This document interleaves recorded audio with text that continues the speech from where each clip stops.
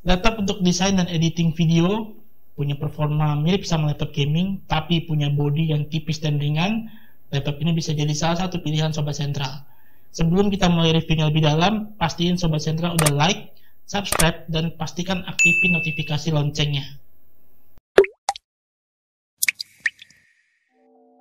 Kalau Sobat Sentral pengen punya laptop yang punya performa setara dengan laptop gaming, tapi bodinya tipis, ringan, dan gak bulky seperti laptop gaming pada umumnya, Asus Creator ini bisa jadi pilihan untuk Sobat Sentral. Karena bobot laptopnya yang gak sampai 2 kg, ini akan membuat nyaman Sobat Sentral kalau dibawa dalam tas, dibawa meeting keluar, atau work from anywhere, atau hanya sekedar ke cafe untuk mengerjakan tugas sekalipun.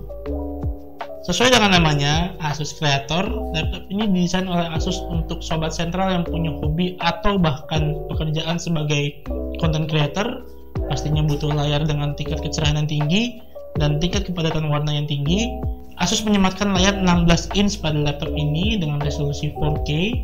Panelnya udah pasti OLED, aspek rasionya di 16:10. Untuk layarnya sudah Pantone validated. Untuk keyboardnya, laptop ini punya layout keyboard full size. Di bagian kanan ada numpadnya, di bagian escape ada aksen warna orange-nya, di bagian enter ada aksen garis-garis warna putih. Keyboardnya juga memiliki backlit dengan 3 tingkat kecerahan. Di bagian atas sebelah kanan ada power button yang juga berfungsi sebagai fingerprint untuk login. Ada hal yang menarik pada laptop ini di bagian touchpad-nya. Selain touchpad-nya berfungsi sebagai penggerak kursor atau klik kiri dan klik kanan, Asus menyematkan satu buah fitur yang terletak di touchpad pada laptop ini untuk memudahkan Sobat Sentral dalam menggunakan software seperti Adobe Premiere Pro atau Vegas. Fiturnya berbentuk lingkaran yang terletak di bagian kiri touchpad-nya. Untuk mengaktifkannya, Sobat Sentral cukup menggeser jari dari pojok kanan atas. Untuk fungsi default pada fitur di touchpad yang terletak di sebelah kiri ini, bisa untuk menaikkan volume atau menurunkan volume, bisa untuk menaikkan brightness ataupun menurunkan brightness. Itu bagian desktop ya. Kalau di bagian softwarenya, kita coba di software Premiere Pro. Fitur di sebelah kiri touchpad ini bisa berfungsi untuk menggeser playhead di timeline atau untuk memperbesar dan memperkecil timeline supaya Sobat Sentral bisa lebih detail dalam mengedit video. Kita masuk ke bagian RAM-nya. Laptop ini dilengkapi dengan RAM 16GB dengan konfigurasi dual channel onboard ya, nggak bisa di-upgrade, tapi 16GB udah cukup menurut kami. Untuk storage-nya dilengkapi dengan SSD dengan kapasitas 1TB M.2 PCIe Gen 3.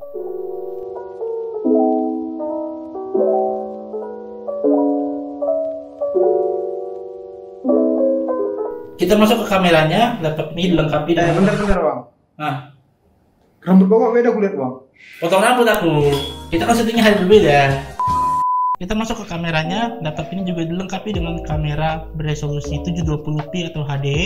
Jadi untuk zoom meeting atau sekedar selfie atau mau take video foto itu udah jernih banget.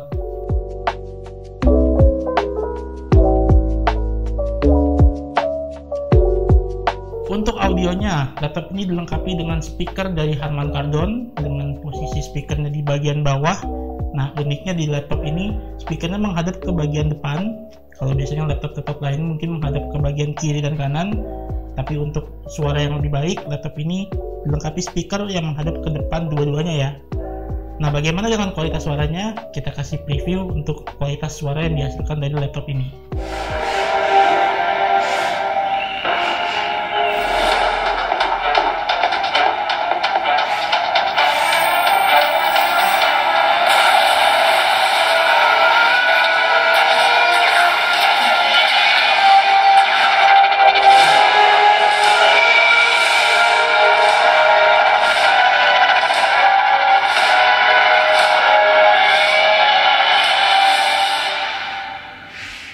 Untuk kapasitas baterainya 96 Wh, 6 sel Li-ion.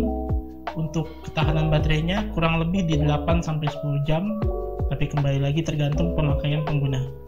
Kita masuk ke bagian portnya. Ada satu port DC in untuk ngecas, satu port USB Type A 3.2 Gen 1, satu port HDMI, satu port USB Type C 3.2 Gen 1, satu port micro SD card reader, dan satu port combo audio jack. Untuk prosesornya, laptop ini menggunakan prosesor dari AMD Ryzen 9 5900 HX series. HX series ya, bukan H series, bukan HS series. Di bagian graphic cardnya, laptop ini memiliki dua graphic card, ada integrated dan ada dedicated graphic cardnya. Di bagian integrated graphic cardnya, laptop ini dilengkapi dengan AMD Radeon Graphics, kode name-nya Cezanne, berarti Zen 3, arsitekturnya 7 nanometer. Untuk dedicated graphic cardnya, laptop ini dilengkapi dengan Nvidia GeForce RTX 3050 Ti, tapi karena laptop ini bukan laptop yang diperuntukkan untuk gaming, ada sedikit penurunan di bagian wattnya yang di lock hanya di 50 watt, tidak seperti RTX 3050 Ti pada laptop gaming pada umumnya. Nah, kalau tadi kita dari review laptop ini dari body sampai ke mesinnya, kita mau kasih lihat ke Sobat Sentral nih hasil pengujian dari kita menggunakan software sintetis Cinebench R23 sama 3D Mark. Untuk hasilnya seperti ini.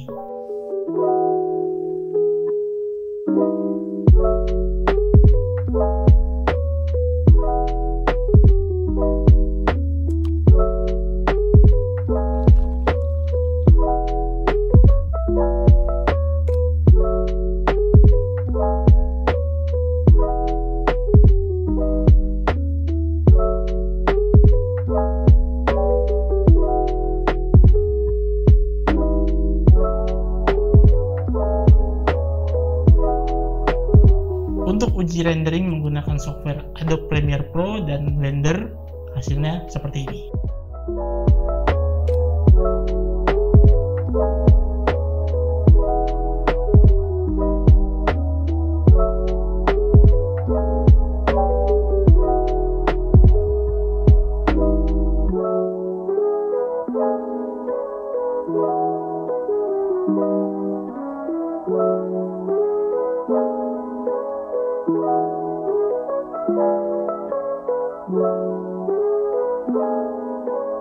Nah, di awal kita sempat bilang kalau laptop ini bisa dipakai juga untuk main game. Kita coba lakukan pengetesan untuk dua game kompetitif, Dota 2 dan Valorant.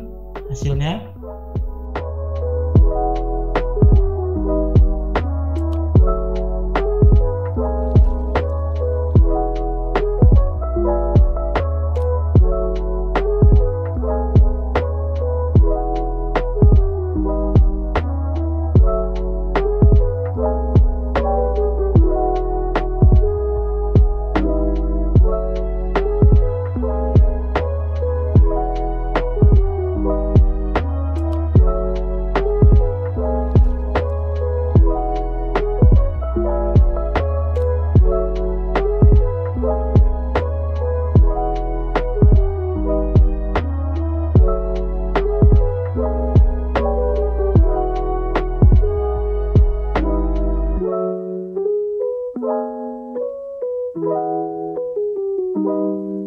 Nah, untuk softwarenya, laptop ini dilengkapi dengan OS Windows 11 permanen lifetime ya. Dilengkapi juga dengan Office Home and Student 2021, sifatnya juga permanen atau lifetime. Untuk garansinya, garansi resmi Asus 2 tahun yang bisa Sobat Sentral klaim di seluruh service center Asus selama masih di Indonesia ya. Di paket pembeliannya ada satu buah backpack yang bisa Sobat Sentral dapatkan secara gratis karena ada di dalam dusnya. Ada satu buah charger berkapasitas 120 watt. Ada laptopnya juga tentunya, dan ada kartu garansi serta buku-buku manual di dalam dusnya.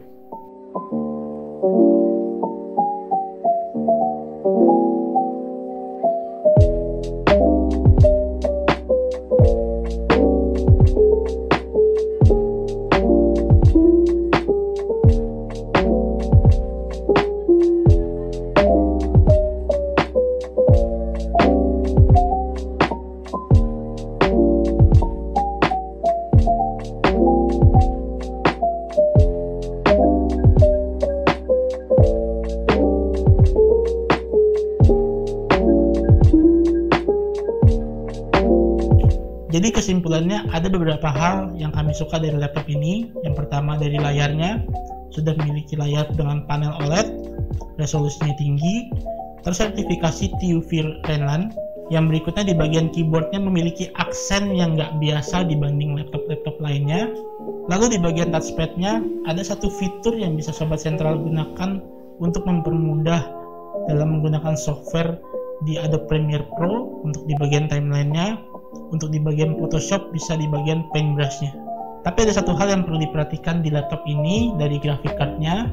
Laptop ini mungkin menggunakan RTX 3050 Ti yang mungkin Sobat Sentral tahu Nvidia RTX 3050 Ti itu untuk gaming, tapi karena di seri laptop ini wattnya dikecilkan, performanya tidak akan sama persis dengan RTX 3050 Ti yang ada pada laptop gaming.